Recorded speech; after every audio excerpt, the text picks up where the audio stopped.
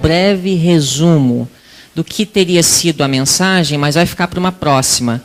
Eu creio que será mais edificante para corresponder com os outros assuntos que foram abordados aqui hoje, esse outro tema que eu vou abordar. Mas deixa eu fazer um breve resumo do que seria o estudo sobre a natureza paradoxal da verdade. A verdade em qualquer área de estudo deve ser entendida como a soma total de seus elementos fundamentais. Nós temos hoje, em nossa igreja, conflitos teológicos. E nós também temos debates sobre diferentes elementos da verdade.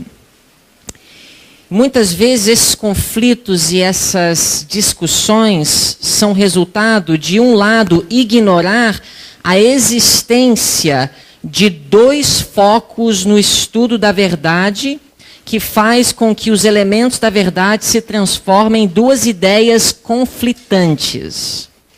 Eu vou ilustrar tudo isso. Mas antes de falar sobre assuntos teológicos dentro desse tema de a natureza paradoxal da verdade, eu vou dar um exemplo simples da natureza. Muitas vezes nós debatemos assuntos quando, na verdade, ambos os lados estão enfatizando duas verdades que são importantes e imprescindíveis para a compreensão completa daquele assunto. Assim como a água não pode ser dividida em hidrogênio e oxigênio, e continuar sendo água, a verdade também deixa de ser verdade quando um dos dois focos são desconsiderados. E hoje nós estamos debatendo vários assuntos. Por exemplo, a doutrina do pecado. Os calvinistas enfatizam a total depravação do homem. E os armenianos enfatizam o livre-arbítrio. E nós não podemos falar sobre o assunto de pecado sem considerar que o homem sofreu consequências em função do pecado de Adão. Ao mesmo tempo, nós não podemos falar sobre a depravação do homem sem considerar que Deus ainda concede para cada ser humano o livre-arbítrio. No estudo da cristologia, nós temos a verdade que Jesus se tornou homem. E ele, então, consequentemente, é o nosso exemplo. Mas essa verdade não pode ser enfatizada sozinha, sem considerar que Jesus é Deus e ele também é o nosso Salvador. No estudo da eclesiologia, isso é, doutrina da igreja, alguns enfatizam a verdade do individualismo, que cada ser humano é livre para adorar a Deus segundo os ditames da sua consciência. Outros enfatizam o institucionalismo, a importância de uma organização acima do indivíduo e da igreja local para coordenar os esforços da igreja. Quando um lado enfatiza apenas o individualismo, nós partimos para o extremo do separativismo. Quando o outro lado enfatiza o institucionalismo, nós vamos para o extremo da submissão cega à autoridade da igreja. Na teologia, no estudo do caráter de Deus, nós também temos os dois focos. Deus é justo e Deus é misericordioso. E enfatizar apenas a misericórdia de Deus e ilustrar a misericórdia de Deus através das histórias da Bíblia que enfatizam esse elemento de seu caráter pode levar as pessoas a uma experiência desequilibrada e uma visão errada e equivocada de Deus. Por outro lado, A ênfase na justiça de Deus, desconsiderando que Deus é misericordioso, também pode levar as pessoas para extremos. E no estudo de soteriologia, salvação, nós temos um lado enfatizando a importância da lei e outro lado enfatizando a importância da graça. Quando, na verdade, nós estamos falando de dois pontos fundamentais sobre o assunto de salvação. A ênfase na lei leva a pessoa a enfatizar que o que importa é o que Jesus faz dentro de mim. Ele me capacita para obedecer os seus mandamentos. E enfatiza que Deus disponibiliza poder para vencer o pecado. Aqueles que querem enfatizar a graça vão ficar, na verdade, que Jesus fez algo importantíssimo por mim e a despeito de mim na cruz do Calvário, e que Ele disponibiliza o perdão pelos meus pecados. Mas a verdade só nos beneficiará quando nós compreendemos essas verdades fundamentais dentro de dois focos fundamentais que ela contém.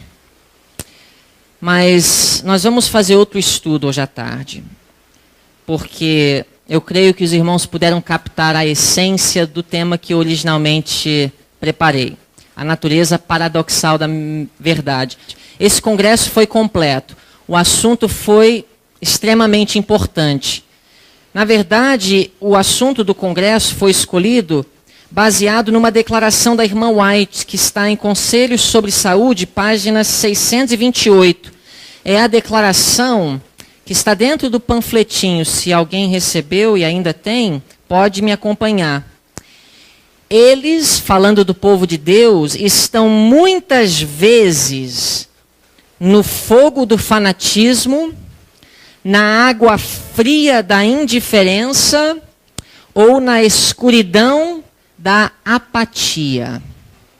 O objetivo desse congresso foi ajudar os irmãos e os que vão ouvir as palestras a evitarem o fogo do fanatismo.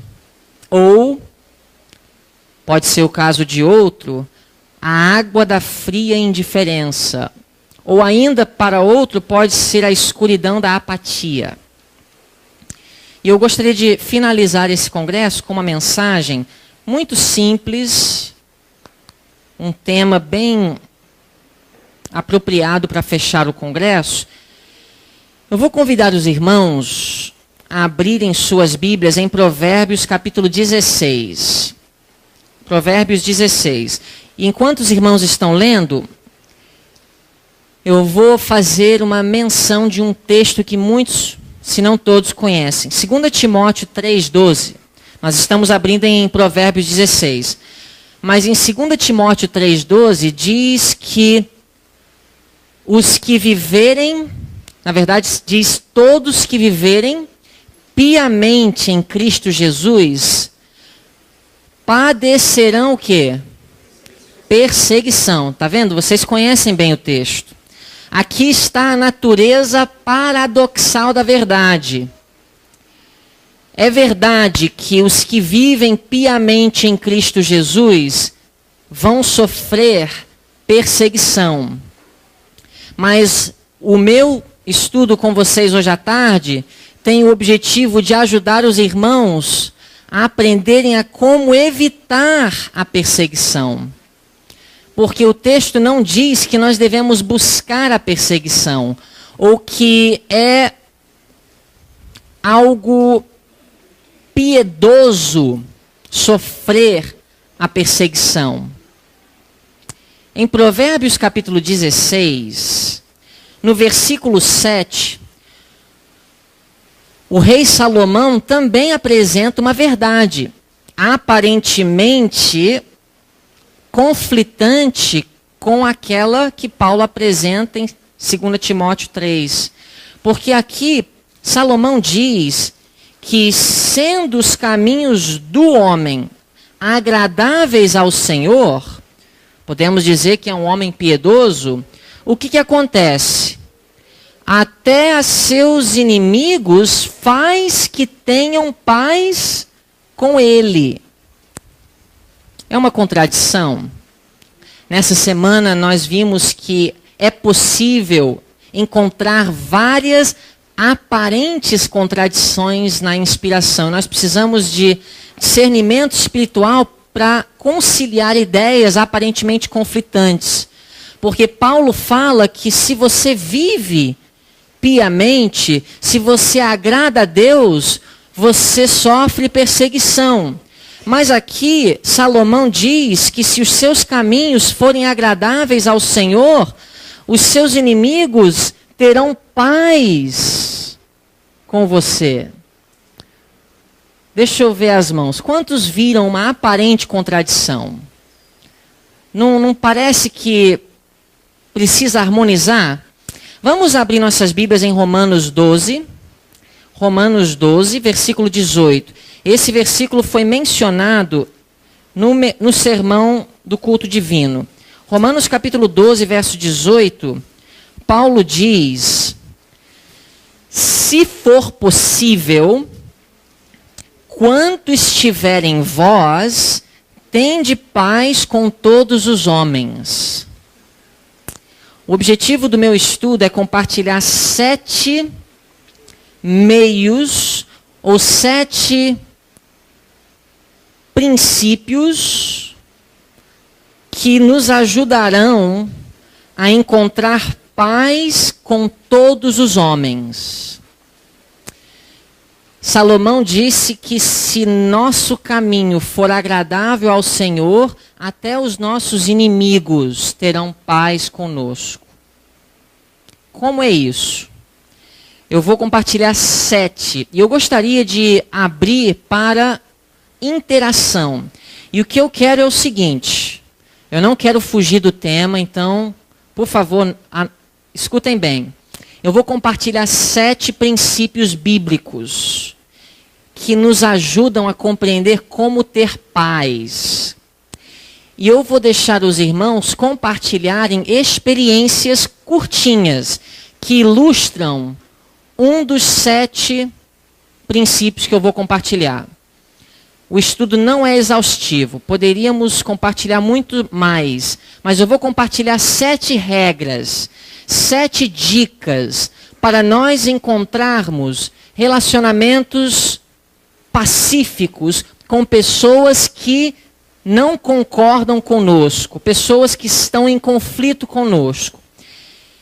E antes de entrar nos 7, eu gostaria de fazer menção de 2 jovens da Bíblia. Daniel e José.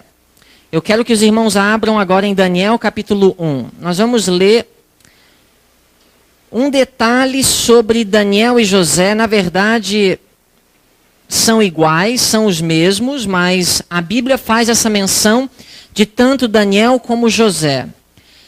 Daniel foi para a Babilônia com 17 anos de idade. Ele era um jovem que levava a sério a sua religião. Ele agora se encontra numa terra pagã, cercado de pessoas que não criam como ele cria, sob pressão para ferir princípios que ele aprendeu desde pequeno. Mas interessante que às vezes nós enfatizamos a verdade que Daniel foi inflexível. Daniel foi firme até a morte. Ele foi fiel e não dobrou os joelhos ou não se comprometeu e não negociou os princípios do Senhor. É um bom ponto para enfatizar na vida de Daniel. Mas hoje nós vamos enfatizar outro lado da moeda. Não é uma ideia conflitante. É a natureza paradoxal dessa verdade. Daniel capítulo 1, verso 9 diz que Deus fez com que Daniel achasse graça e misericórdia diante do chefe dos eunucos. Os irmãos captaram aqui o ponto. Agora, eu queria sugerir para vocês, o texto não diz isso, mas eu quero sugerir que Deus não apenas operou um milagre para que o chefe dos eunucos tivesse simpatia e passasse a respeitar a conduta de Daniel. Eu acredito que Deus estava trabalhando no coração do chefe dos eunucos. Mas eu acredito que não foi apenas um milagre. Eu quero sugerir que a conduta de Daniel, o estilo de vida de Daniel, a forma de proceder de Daniel, conquistou a simpatia do chefe dos eunucos. Havia aqui, na minha visão, uma cooperação do esforço humano com o poder divino para fazer com que Daniel achasse graça e misericórdia com pessoas que nem criam como ele cria. Gênesis capítulo 39, vamos abrir e vamos ler sobre o jovem José. Gênesis capítulo 39, versos 1 a 5. Mas eu vou focar no verso 2. Gênesis 39, verso 2. E o Senhor estava com José, e foi homem próspero, e estava na casa de seu senhor egípcio. Os irmãos entendem que a religião dos egípcios era totalmente diferente da religião de José e de Jacó. E José se encontrava numa situação parecida com a de Daniel. Mas no verso 3, a Bíblia menciona algo acerca da experiência de José parecido com a de Daniel. Verso 3 diz: vendo, pois, o seu senhor, que o Senhor estava com ele, e tudo o que fazia o Senhor prosperava em sua mão. Verso 4 que diz: José achou graça em seus olhos e servia-o. E ele o pôs sobre a sua casa e entregou na sua mão tudo o que tinha. Então, irmãos, para recapitular tudo que nós falamos até agora, no estudo desta tarde nós vamos avaliar ou estudar 7 meios de fazer igual Daniel e José, achar graça aos olhos daqueles que não pensam como nós. Ou como Paulo disse em Romanos 12, 18, se possível, viver em paz com todos. Colocar a nossa vida em tanta harmonia com a vontade de Deus, ou em harmonia de tal forma com a vontade de Deus, que até os nossos inimigos vão ter paz conosco. Eu não quero compartilhar com vocês uma utopia e dizer que se você fizer tudo isso, agora tudo vai se transformar. Por isso que Paulo começa o versículo dizendo, se possível. Mas às vezes é possível, mas não acontece porque nós interferimos no trabalho que Deus quer fazer. E às vezes nós nos escoramos em 2 Timóteo capítulo 3, verso 12, quando na verdade poderíamos. Então eu queria que nós sondássemos o nosso coração nesta tarde e diante dos princípios que eu vou compartilhar, avaliássemos se realmente estamos fazendo tudo em nosso alcance para manter paz com aqueles que não pensam como nós pensamos. Quer seja pessoas da igreja ou não da igreja. Número 1. Vamos abrir nossas Bíblias em Efésios capítulo 6. Efésios capítulo 6. E agora eu vou abrir no estudo para uma participação dos irmãos. Eu, na verdade, fiquei a tarde toda, o dia todo, na verdade, procurando ilustrações práticas. E eu tenho, mas não vinham à mente. E eu cheguei à conclusão, troquei a ideia com a Melissa, ela também não pôde me ajudar. Eu vou pedir os irmãos para me ajudarem, porque cada um tem uma experiência de vida. E às vezes nós vivemos algo parecido com aquilo que nós vamos analisar na Bíblia. Então eu vou abrir para os irmãos me ajudarem. Eu quero ilustrações da vida real que revelam a verdade do que nós vamos ler. Nós vamos ver como manter a paz, como conquistar a simpatia daqueles que estão nos observando, que pensam diferente de nós, como fez José e Daniel. Aqui está um princípio, está em Efésios 6, 5. Entendam que aqui Paulo está falando de servos escravos e os senhores que são donos de escravos. Mas esse princípio não se limita apenas a relacionamento de escravo com o seu senhor. Diz assim no verso 5: Vós, servos, obedecei a vossos senhores segundo a carne, com temor e tremor, na sinceridade de vosso coração, como a Cristo. E eu vou começar fazendo uma pergunta. Deus, ele era a favor ou ele era contra a instituição da escravatura? Ele era contra.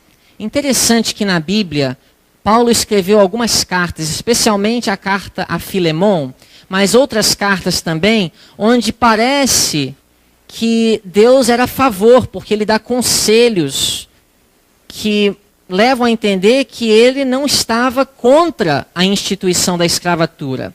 E no próprio quarto mandamento nós temos um detalhe que fala sobre servos. E nos estatutos nós temos várias menções a esse sistema de escravatura e nós não temos uma condenação direta ou clara. Mas eu vou dizer uma coisa para vocês. Deus tem muito bom senso. Não era nesse campo de batalha que os cristãos deveriam morrer. Sabe qual foi o conselho de Paulo aqui? Eu vou resumir em uma palavra: submissão. Então esse é o primeiro princípio. Submissão. Quer saber como Daniel e José conseguiram encontrar graça aos olhos de seus supervisores no Egito e na Babilônia? Submissão. Obediência a homens não é transigência. É possível transigir obedecendo homens, mas obediência a homens não é transigência. Paulo aconselha a submissão. Agora, quando é transigência e quando não é, eu tenho um estudo sobre isso. Não é o objetivo aqui. Mas número 1, obedecer naquilo que é possível. Eu deixo os irmãos à vontade para levantarem as mãos se quiserem dar alguma ilustração. Mas eu vou começar com uma. E se alguém pensar em outra, fique à vontade. Para ilustrar esse primeiro princípio, o princípio da submissão. Eu vou mencionar o caso de um irmão que era casado com uma pessoa que não era da igreja. O irmão era adventista, ela não era adventista. E ela respeitava bastante a religião do esposo. Tanto que ela cozinhava comida que agradava a ele, que correspondia com seus princípios de fé. Ela não ia para a igreja, mas fazia o possível para manter um relacionamento bom dentro do casamento. E o conselho de Deus não é se divorciar porque um aceita a fé e o outro não aceita. Pelo contrário, Deus quer que aquele cônjuge que aceita a fé trabalhe silenciosamente a fim de ganhar aquele ou aquela que não aceitou a fé. Nesse caso, a esposa fez um pedido. Por favor, não faça estudos bíblicos aqui em casa. Eu não gosto quando a casa enche de irmãos. Então, por favor, se vai fazer estudo, faz em outro lugar. A esposa não exigia que ele não ia para a igreja. A esposa não exigia que ele parasse de devolver o dízimo. A esposa não cozinhava carne de porco para o irmão. Eu não lembro se ele era vegetariano ou não, mas se ele era vegetariano, ela fazia comida vegetariana para o irmão. Mas ela fez um pedido: por favor, não faça. Agora, como esposo, como sacerdote do lar, ele tem o direito de fazer estudos bíblicos em casa? Ele tem esse direito? Eu não estou discutindo aqui, irmãos, direito. Ele é o marido, ele paga as contas, ele que comprou a casa, ele que trabalha, tudo bem, eu não estou discutindo isso. A pergunta é possível, às vezes, se submeter sem transigir? E se o objetivo é ganhar a esposa algum dia, ser inflexível nesse ponto, vai surtir efeito? Então, princípio número 1 é a submissão. Você quer ser como Daniel e José? Aprendam a se submeter, porque eles eram submissos, não somente a Deus, eles eram submissos aos homens. Às vezes nós queremos enfatizar, e até às vezes sai da nossa boca a palavra, Daniel era submisso somente a Deus. Isso não é bíblico. Daniel era submisso a Deus e Daniel era submisso a Nabucodonosor. Ele só não se submeteu a Nabucodonosor ou ao rei Dário quando estava em conflito com a lei moral de Deus. Jesus deixou bem claro, dai a Deus o que é de Deus e dai a César o que é de César. Às vezes nós não queremos dar a César o que é de César. E o César aqui, para a minha ilustração, envolve muito mais do que apenas o prefeito de Duque de Caxias ou a Dilma. Abrange qualquer um que faça um pedido a nós que seja possível atender sem comprometer um princípio de Deus. Então, número 1, submissão. Número 2, muito parecido com o número 1, vamos abrir em Mateus, capítulo 17. Mateus, capítulo 17. Estamos aprendendo como ser como Daniel e José. Daniel e José são dois modelos para a última geração, porque a última geração vai passar por situações parecidas. Porque a última geração vai ter que escolher não desobedecer à lei moral de Deus. E isso vai implicar em desobedecer leis humanas ou autoridades terrestres. E isso trará perseguição, assim como trouxe para Daniel e José. Mas não nos encontremos na cova dos leões ou na prisão de Potifar ou de Faraó por motivos que não sejam relacionados à lei moral de Deus. Que possamos definir o padrão de moralidade de Deus segundo o que Jesus e os autores bíblicos definiram. Mateus 17, 27. Número 2. Qual era o número 1? Submissão. Submissão a quem? Não a Deus, mas aos homens. A Deus também. Mas José e Daniel se submeteram a autoridades humanas. Mateus 17, 27. Parecido, mas diferente. Falando de Jesus e o imposto do templo. Mas para que não os escandalizemos, vai ao mar, disse Jesus a Pedro, lança o anzol, tira o primeiro peixe que subir, e abrindo-lhe a boca, encontrarás um estáter. Toma-o e dá-o por mim e por ti.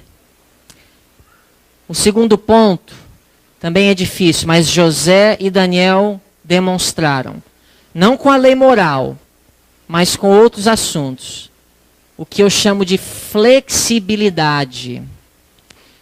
Jesus aqui estava nos dando o exemplo de flexibilidade. Jesus, ele não ia pagar, ele não precisava pagar, não era uma obrigação dada por Deus pagar, mas a fim de não escandalizar, ou seja, a fim de manter paz com as autoridades humanas, Jesus se mostrou flexível. Mais um ponto importante. Vamos agora para o nosso próximo ponto. 1 Samuel 26. 1 Samuel 26. O primeiro ponto foi submissão. O segundo, flexibilidade. 1 Samuel, capítulo 26, Essa história foi mencionada no culto divino, a história de Davi e Saul, mas eu havia já escolhido esse ponto antes de ouvir o sermão do irmão Yudin. Mas nós ouvimos bastante sobre esse ocorrido, Davi e Saul. Podemos dizer que Davi era o subordinado e Saul a figura de autoridade. E 1 Samuel 26 conta a história da ocasião em que Davi teve a oportunidade de tirar a vida de Saul. Versos 7 a 11, nós temos aqui a demonstração de misericórdia de Davi para com Saul. Diz no verso 7, foram, pois, Davi e Abissai de noite ao povo, e eis que Saul estava deitado, dormindo dentro do lugar dos carros, e a sua lança estava fincada na terra à sua cabeceira. E Abner e o povo deitavam-se ao redor dele, de Saul. Então disse Abissai a Davi, Deus te entregou hoje nas mãos o teu inimigo. Deixa-me, pois, agora encravá-lo com a lança de uma vez na terra, e não o ferirei segunda vez. Verso 9. E disse Davi a Abissai, nenhum dano lhe faças, porque quem estendeu a sua mão contra o ungido do Senhor e ficou inocente? Nós ouvimos, e corretamente, que Davi estava demonstrando respeito ao cargo do rei de Israel. Mas Davi também tinha um espírito misericordioso para com os seus inimigos. Nós vemos isso em outra história na vida de Davi, quando ele estava sendo acusado e aquele Abishai estava zombando dele depois de Absalão se rebelar contra Davi. E era momento de Davi se vingar. E ele não se vingou, porque ele entendeu que aquilo era permitido por Deus, por causa de seus pecados. Davi aqui demonstra misericórdia para com alguém que era o seu inimigo e queria lhe fazer mal. Esse espírito estava no coração de Daniel e de José. Eles não tiveram espírito de vingança. José com os seus irmãos. Daniel com aqueles que haviam lhe acusado.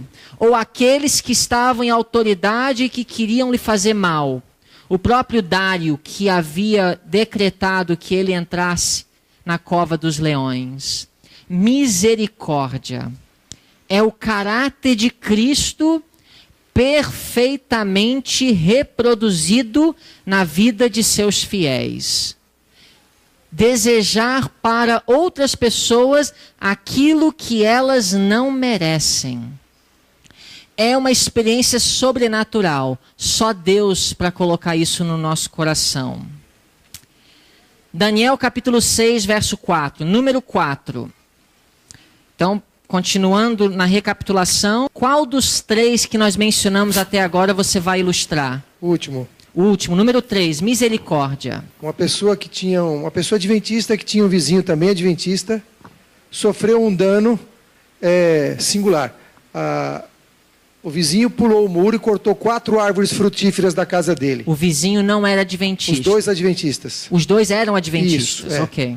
O vizinho B pulou o muro e cortou 4 árvores frutíferas do vizinho A. Porque, segundo ele, as árvores estavam incomodando ele por alguma razão. Ok. Mas sem falar nada. Quando o vizinho A chegou em casa, já tinha um outro vizinho esperando para contar. E ele ficou furioso com aquilo. E foi falar com o vizinho B. Aí criou o atrito. O vizinho B quis explicar, mas esse tipo de coisa é difícil explicar, né? Podia ter conversado antes. Aí ele falou assim, olha, pelo menos agora você limpa o que você fez. Tira as árvores, chama a caçamba, corta os troncos que você deixou lá pela metade, e aí a pessoa falou que ia fazer. O vizinho A sentiu muita vontade de fazer um BO e entrar com uma ação na justiça Ele depois. tinha direito de fazer isso. Tinha esse direito, fazer um boletim de ocorrência, entrar com porque eram árvores frutíferas, ele não podia ter cortado isso de forma... Ia ter várias implicações, inclusive com relação ao meio ambiente, etc. Bom, conclusão. Um outro vizinho, não aquele que ficou esperando para contar o que o tinha feito, mas um outro vizinho, também adventista, foi consultado para dar um conselho. E ele era amigo dos dois, de A e de B, conhecia os dois. Falou, olha, o vizinho B, ele gosta muito de dourado. Ele é apaixonado, a coisa que ele mais gosta na vida é um dourado assado. Aí o vizinho A entendeu que poderia resolver a situação dessa forma. Foi ao mercado, comprou, parece que tinha um dourado esperando por ele lá, magnífico. Comprou o peixe e levou para esse vizinho B. Quando tocou a campainha da casa dele, ele já saiu bravo, falando algumas coisas indevidas. Mas aí o vizinho A falou, olha, eu só vim aqui entregar isso aqui para você. Quando ele abriu e viu o dourado, ele perdeu a fala. Ele não sabia o que dizer, ele gaguejou, perdeu o chão. Conclusão, para encurtar a história, são amigos até hoje. E a paz foi restabelecida.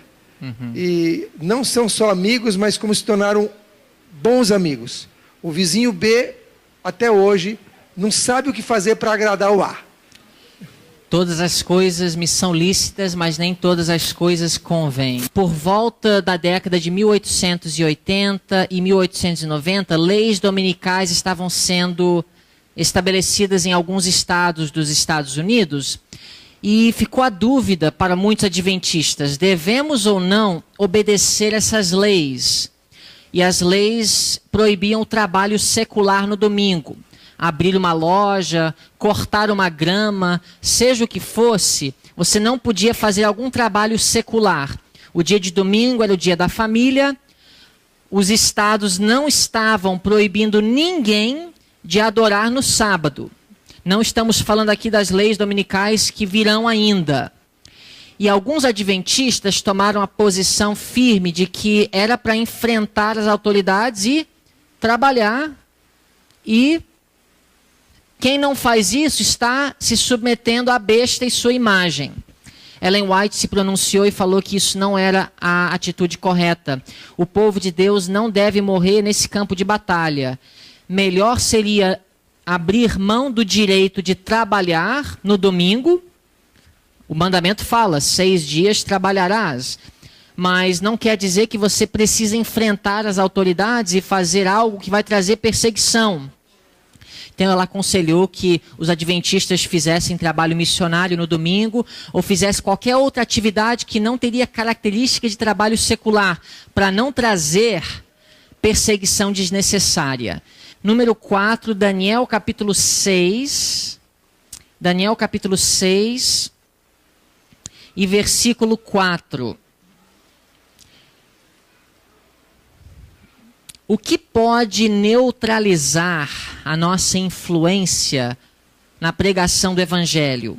Ou seja, o que faz com que nós não conquistamos a confiança das outras pessoas que discordam de nós? Nós já falamos sobre a questão da submissão, da flexibilidade e da misericórdia.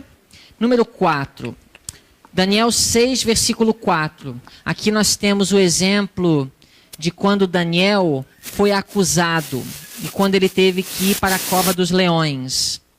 E a Bíblia fala que ele tinha inimigos. No verso 4, os presidentes e os príncipes, que eram os inimigos de Daniel, procuravam achar ocasião contra Daniel a respeito do reino. Mas não podiam achar ocasião ou culpa alguma. Porque ele, Daniel, era fiel e não se achava nele nenhum erro, nem culpa. Você quer ter influência sobre os outros? Você quer achar graça? Seja impecável. Eu não estou falando tanto no que diz respeito à sua religião, mas está relacionado. Mas seja impecável no seu trabalho. seja impecável na sua honestidade. Se alguém for fazer uma investigação do seu trabalho, se alguém for, qual é a palavra? Escrutinizar a sua vida, o que vão achar? Alguém quer levantar a mão e compartilhar? Parece que eu vi. Priscila, por que você não conta para nós a sua experiência atual? Eu acho que você me contou algo parecido. Existem pessoas nesse mundo, levanta a sua mão, Priscila, que ele vai saber. Existem pessoas nesse mundo, irmãos, que estão cansadas de levarem prejuízos financeiros. Existem pessoas empreendedoras que estão procurando pessoas honestas, trabalhadoras, pessoas em quem possam confiar. E é difícil hoje em dia. Conta, o Cleiton vai contar. Recentemente a Priscila iniciou um curso de massoterapia para adquirir uma credencial para dar credibilidade junto a algumas pessoas, porque isso é importante para algumas pessoas, esse credenciamento. Sim. E esta pessoa ainda é uma pessoa muito influente na sociedade, principalmente na área dela. Ela tem a formação de tecnóloga, de esteticista, e ela abrange essa área e tem um conhecimento muito grande. Só que ela sempre esteve buscando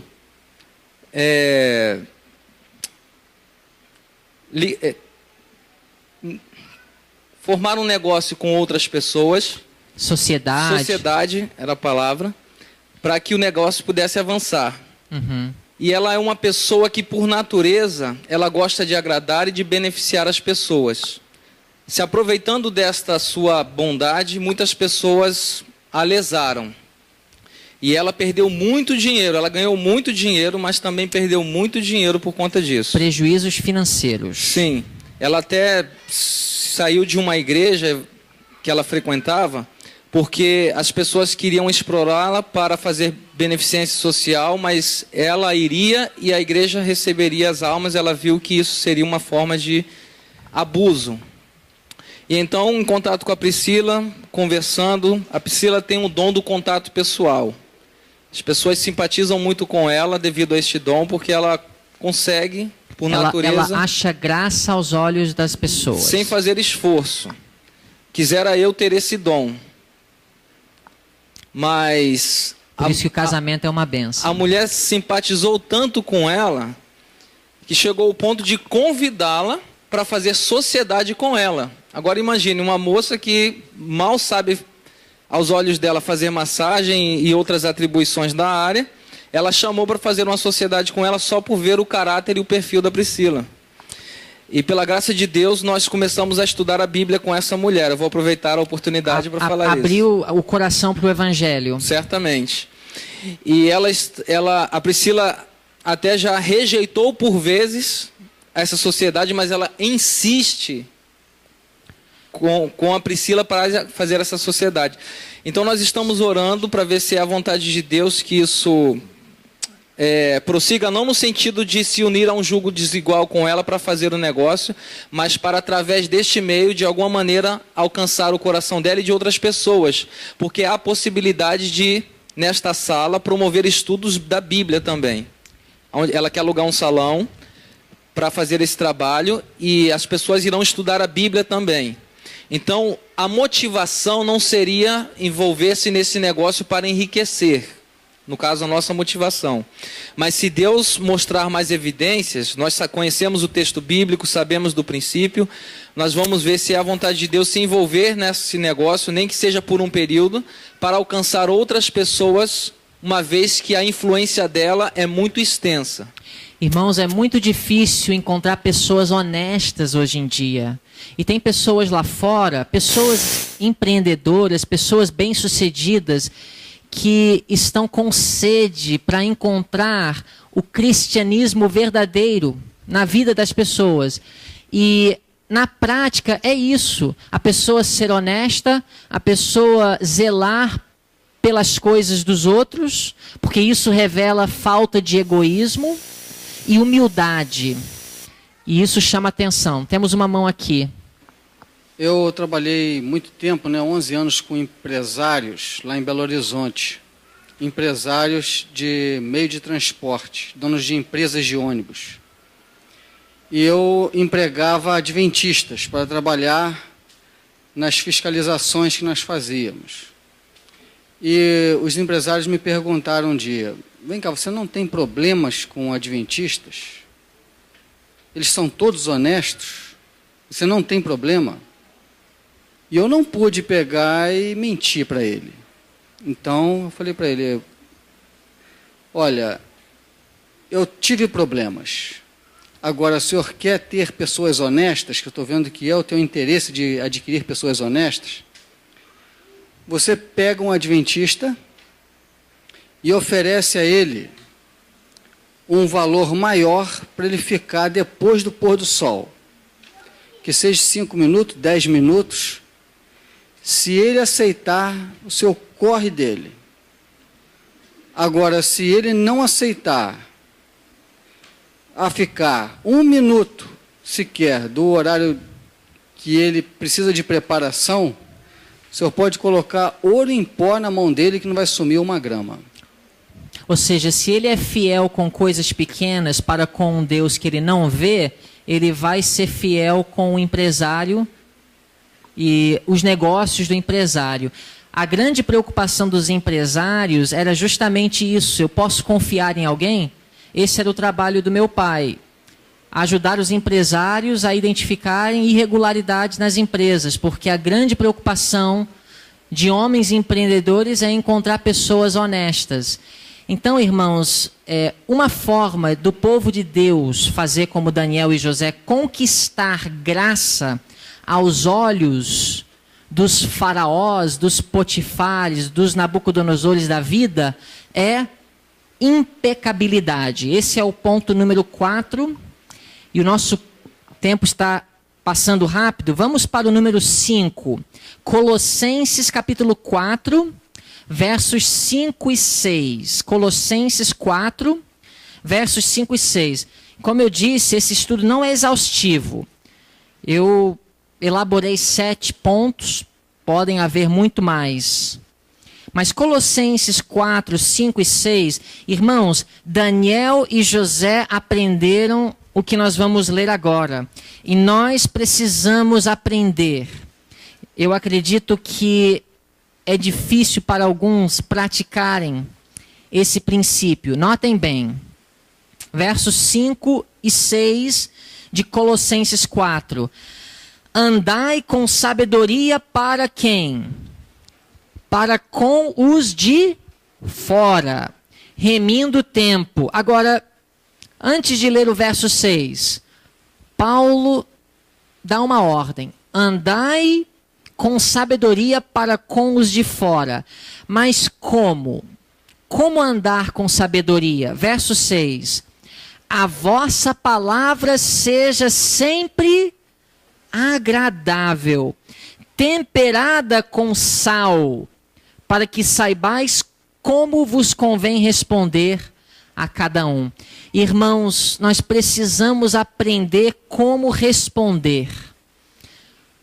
Principalmente quando nós não concordamos. É uma área em que nós falhamos. Que a nossa palavra seja sempre agradável, mesmo quando nós discordamos. Como que vocês imaginam Daniel diante da mesa de Nabucodonosor? Como vocês conseguem imaginar Daniel demonstrando que ele não iria poder participar daquele alimento? E existem momentos em que é preciso ser firme.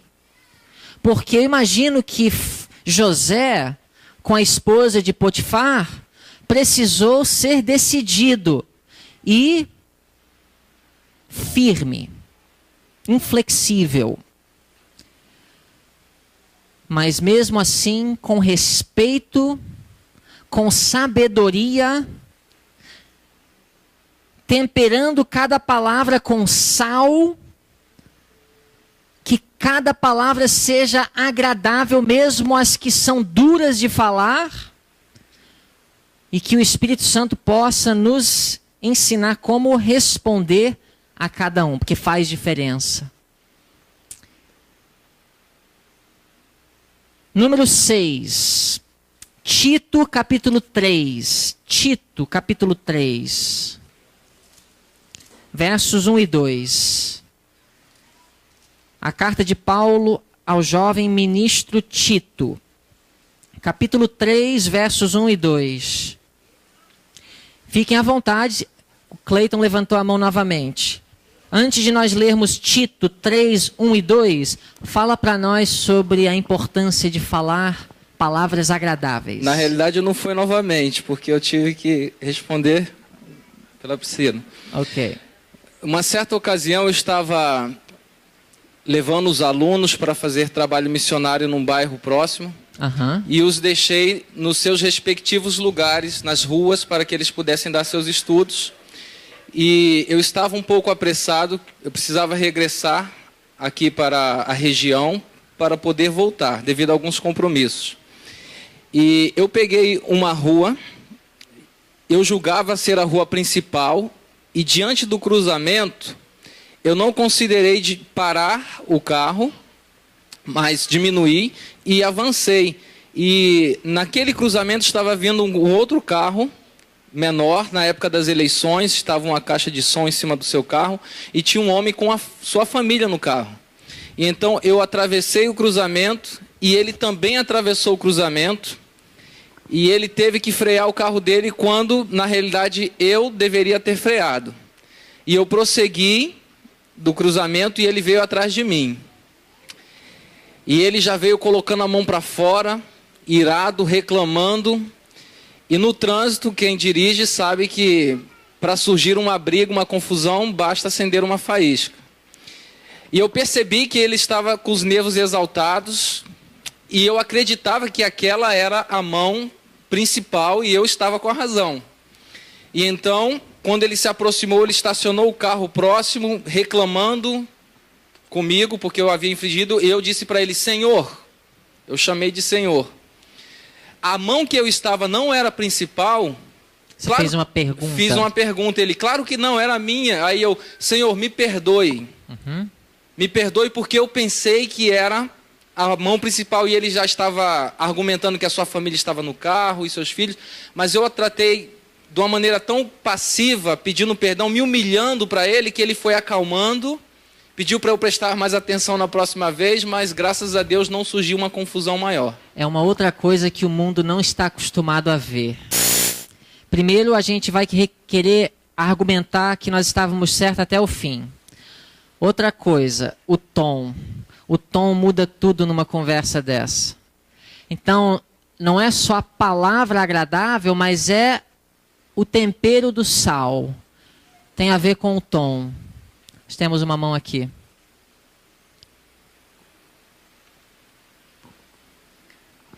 Uma vez... Bom, eu vou tentar resumir bem. Vai tentar resumir bem mesmo, porque... Uma vez eu tinha escrito um artigo no site sobre vida no campo. E uma pessoa colocou um comentário bem agressivo sobre o meu artigo. E, na verdade, eu que ia aprovar o comentário ou não. Mas eu resolvi aprovar o comentário porque eu achei justo. Aprovar o comentário significa disponibilizar o comentário para outros verem. O comentário ia primeiro, passava para alguém aprovar ele para ser disponibilizado na internet ou não. Então eu resolvi aprová-lo porque eu não acho justo só aprovar aquilo que diz, que condiz com o que eu disse. Então eu aprovei, mas também respondi. E respondi, Deus me iluminou naquela hora, porque eu respondi de uma maneira muito amável. Tudo bem que eram em palavras escritas, não podia ver o tom da minha voz, mas eu usei uma linguagem muito amável, graças a Deus, porque foi Ele que me ajudou a escrever aquele comentário. Inclusive, convidando aquele irmão para ir na minha casa e ver. Passou muito tempo e nada mais aconteceu a respeito disso. Um dia, recebe mais um comentário para ser aprovado lá no centro. E é aquele irmão que era... Eu imagino que fosse irmão, mas ele era anônimo. Ele se chamava João Ninguém. Era o mesmo João Ninguém do primeiro comentário negativo. O mesmo João Ninguém do comentário negativo. Aí eu recebi esse João Ninguém e eu fiquei assim, pronto, mais um. Mas qual não foi minha surpresa quando ele estava pedindo perdão pelas palavras agressivas que ele usou para comigo e fez um comentário até grande, pediu para não publicar, mas ele só queria que eu lesse. E queria que tirasse aquele comentário dele de antes, e pedindo perdão e tal, e que não queria ter me ofendido, e que ele ficou muito impressionado com o exemplo de cristianismo que foi apresentado naquela forma, e que ele me esperava ver no céu. E uns 3 minutos depois, eu recebi um segundo comentário dizendo mais desculpas e mais agradecimento, porque eu vi que ele estava muito aflito pelo que ele tinha feito. Mas, graças a Deus, tudo ocorreu certo. E depois, só uma coisa, depois eu fiquei sabendo que não era eu quem administrava o site, eu, na verdade, só estava ali por um período pequeno. Eu fiquei sabendo pela pessoa que administrava o site que ele já tinha escrevido atacando muitos dos artigos que foram disponibilizados naquele site, mas a partir daquele dia ele nunca mais fez isso. Uma palavra suave desvia o furor. Tito, capítulo 3, versos 1 e 2. Lembrando que Paulo era perseguido pelos romanos. Inclusive, ele foi preso e morreu em função da perseguição. E lembrando que Paulo estava vivendo numa época em que as autoridades romanas eram corruptas. Ele estava vivendo sob a autoridade de um poder civil degradante e corrupto. Mas notem o conselho de Paulo a Tito. Tito capítulo 3, versos 1 e 2. Admoesta-os a que se sujeitem aos principados e potestades, que lhes obedeçam e estejam preparados para toda boa obra, que ninguém infamem, nem sejam contenciosos, mas modestos, mostrando toda a mansidão para com todos os homens. Eu queria que os irmãos percebessem que Paulo foi pacificador. Paulo não tentou despertar no coração daqueles que estavam sob sua influência rancor e ódio para com as autoridades. Isso se aplica não somente às autoridades civis, mas a qualquer autoridade. A autoridade pode estar errada. A autoridade pode até ter corrupção, mas não é o nosso papel despertar no coração das pessoas um espírito insubmisso às autoridades. Se nós estudamos os escritos de Ellen White, as cartas de Ellen White aos membros da igreja, nós nunca vamos encontrar um momento em que ela esteja encorajando pessoas a se rebelarem, nem contra as autoridades civis e nem contra as autoridades eclesiásticas. Pode ter certeza que ela tentou usar a sua influência para corrigir os líderes da igreja. E ela tinha noção de que a liderança da igreja em sua época tinha muitos problemas que precisavam ser corrigidos. Mas ela não estimulou nos membros um espírito contencioso. E Paulo teve esse espírito, o espírito pacífico. Em vez de alertar Tito e os demais cristãos que estavam sob a influência de Paulo sobre as corruptoras influências em Roma, ele disse: sujeitem-se aos principados e potestades. E a Tito ele fala: admoesta-os a que se sujeitem aos principados e potestades. Não que Paulo estivesse encorajando os cristãos a obedecerem à voz dos homens quando essa está em conflito com a lei moral de Deus.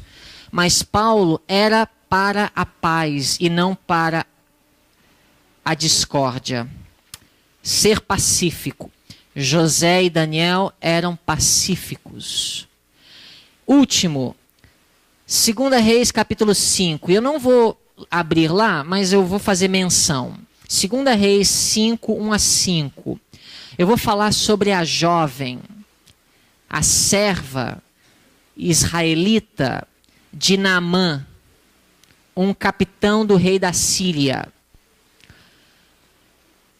A Síria era inimigo de Deus, inimigo de Israel. E essa jovem foi separada de seu lar, de seus pais, de sua família, de seus irmãos, dos israelitas, de sua pátria, para estar como escrava na casa de Naamã.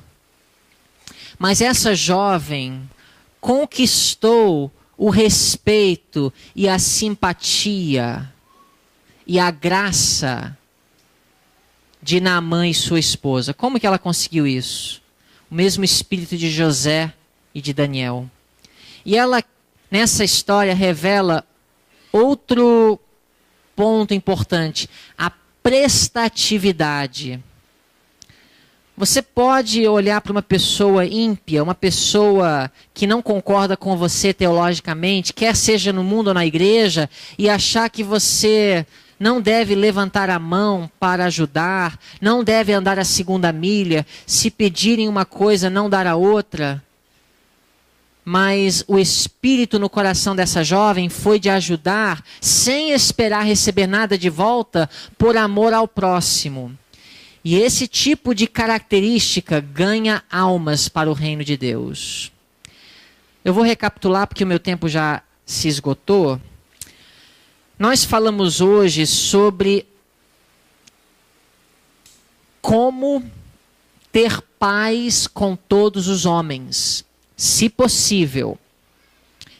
E às vezes é possível, mas pela nossa conduta errada, nós acabamos trazendo sobre nós oposição e perseguição. Em Provérbios 16, 7, Salomão diz que quando os caminhos de um homem é agradável ao Senhor, até os seus inimigos terão paz com ele. E na vida de Daniel e na vida de José, com algumas exceções, eles viveram em paz com os seus superiores, com as suas autoridades. Então nós aprendemos que nós podemos fazer várias coisas. Sermos submissos quando podemos nos submeter. Sermos flexíveis quando podemos demonstrar flexibilidade. Ter misericórdia daqueles que não merecem ser tratados bem por nós. Sermos impecáveis e honestos em nosso trabalho e em nossa conduta. Que nossas palavras sejam sempre agradáveis e temperadas com sal. Sermos pacíficos e fazermos questão de sempre procurar a paz e não a confusão, e não a oposição. E sermos prestativos e tentarmos ajudar aqueles que não merecem a nossa ajuda. Isso é o cristianismo na prática. Este é o caráter de Cristo perfeitamente reproduzido em nós. Requer poder de Deus e esforço humano. Que Deus possa nos abençoar, que nós possamos, no decorrer de nossas vidas, aprendermos a evitar o fogo do fanatismo e a água da fria indiferença. Eu vou convidar os irmãos para se colocarem de joelhos para nós orarmos e depois vamos ter alguns anúncios.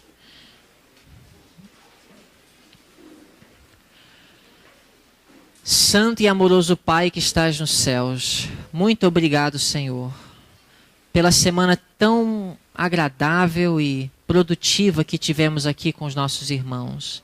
Obrigado pelas palavras inspiradas da Bíblia e do Espírito de Profecia, pelas instruções que o Senhor tem para nós, que são tão proveitosas para nossa vida aqui na terra e também para a nossa preparação para a vida eterna. Pedimos uma bênção especial sobre cada família, cada irmão, cada jovem. Pedimos que o Senhor possa abençoar todos que participaram e agora que o Senhor possa nos conduzir de volta aos nossos lares. Que nós possamos viver os princípios que aprendemos aqui. Em nome de Jesus. Amém.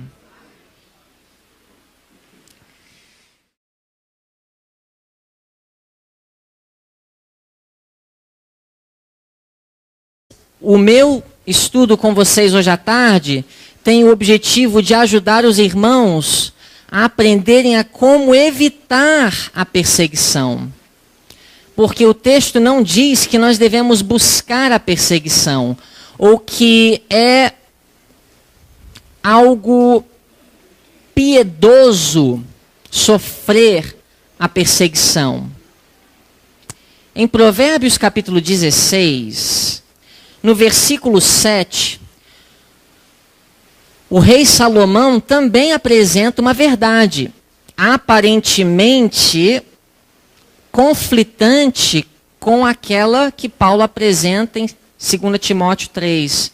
Porque aqui Salomão diz que, sendo os caminhos do homem agradáveis ao Senhor, podemos dizer que é um homem piedoso, o que acontece? Até a seus inimigos faz que tenham paz com ele. É uma contradição. Nessa semana nós vimos que é possível encontrar várias aparentes contradições na inspiração. Nós precisamos de discernimento espiritual para conciliar ideias aparentemente conflitantes. Porque Paulo fala que se você vive piamente, se você agrada a Deus, você sofre perseguição. Mas aqui Salomão diz que se os seus caminhos forem agradáveis ao Senhor, os seus inimigos terão paz com você. Deixa eu ver as mãos. Quantos viram uma aparente contradição? Não parece que precisa harmonizar? Vamos abrir nossas Bíblias em Romanos 12. Romanos 12, versículo 18. Esse versículo foi mencionado no sermão do culto divino. Romanos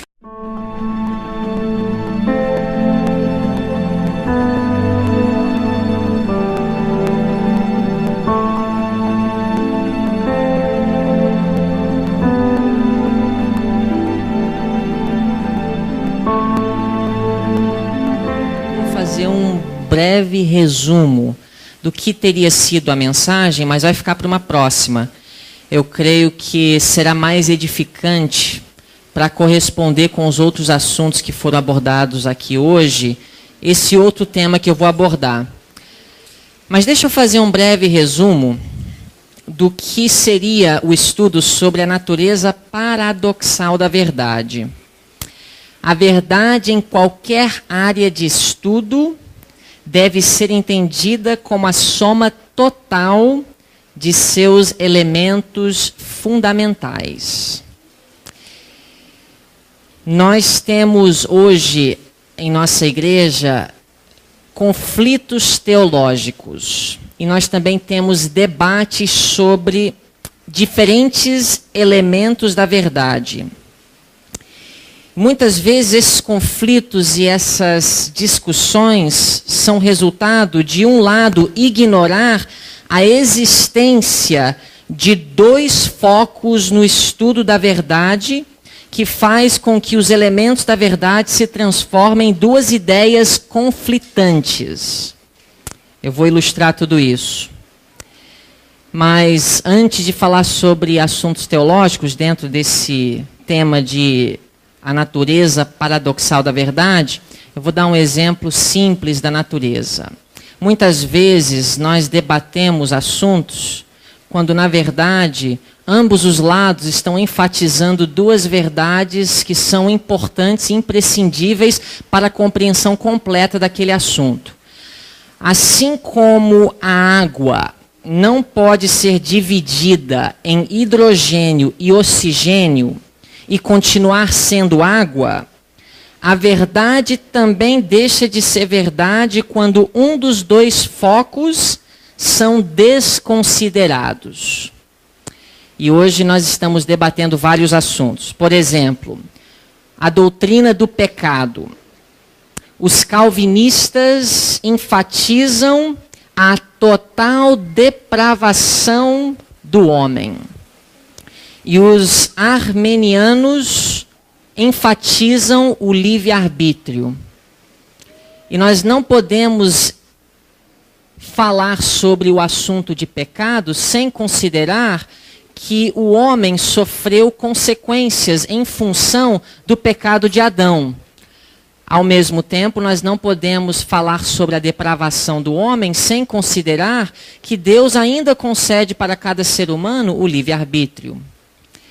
No estudo da cristologia, nós temos a verdade que Jesus se tornou homem. E ele, então, consequentemente, é o nosso exemplo. Mas essa verdade não pode ser enfatizada sozinha, sem considerar que Jesus é Deus e ele também é o nosso Salvador. No estudo da eclesiologia, isso é, doutrina da igreja, alguns enfatizam a verdade do individualismo, que cada ser humano é livre para adorar a Deus segundo os ditames da sua consciência. Outros enfatizam o institucionalismo, a importância de uma organização acima do indivíduo e da igreja local para coordenar os esforços da igreja. Quando um lado enfatiza apenas o individualismo, nós partimos para o extremo do separativismo. Quando o outro lado enfatiza o institucionalismo, nós vamos para o extremo da submissão cega à autoridade da igreja. O assunto foi extremamente importante. Na verdade, o assunto do congresso foi escolhido baseado numa declaração da irmã White, que está em Conselhos sobre Saúde, página 628. É a declaração que está dentro do panfletinho. Se alguém recebeu e ainda tem, pode me acompanhar. Eles, falando do povo de Deus, estão muitas vezes no fogo do fanatismo, na água fria da indiferença ou na escuridão da apatia. O objetivo desse congresso foi ajudar os irmãos e os que vão ouvir as palestras a evitarem o fogo do fanatismo. Ou, pode ser o caso de outro, a água da fria indiferença. Ou ainda, para outro, pode ser a escuridão da apatia. E eu gostaria de finalizar esse congresso com uma mensagem muito simples, um tema bem apropriado para fechar o congresso. Eu vou convidar os irmãos a abrirem suas Bíblias em Provérbios capítulo 16. Provérbios 16. E enquanto os irmãos estão lendo, eu vou fazer uma menção de um texto que muitos, se não todos, conhecem. 2 Timóteo 3,12. Nós estamos abrindo em Provérbios 16. Mas em 2 Timóteo 3,12 diz que os que viverem, na verdade diz todos que viverem piamente em Cristo Jesus, padecerão o quê? Perseguição. Está vendo? Vocês conhecem bem o texto.